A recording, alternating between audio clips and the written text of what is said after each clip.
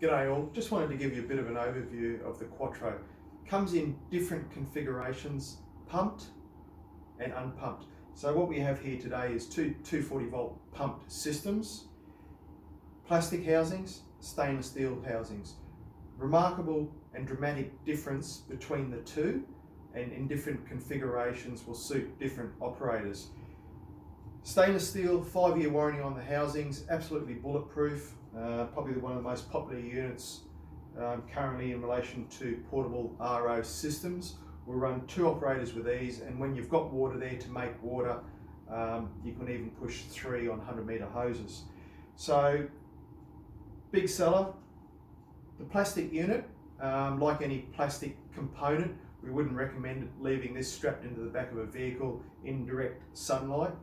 Degradation with the plastic housings over time. Does operate at reduced pressure, which means less water out, but this is going to suit abseiler in southern Queensland quite well, with regular access onto a high-rise roof. Any more information, 1300 8845 66 onyxsystems.com.au. Cheers.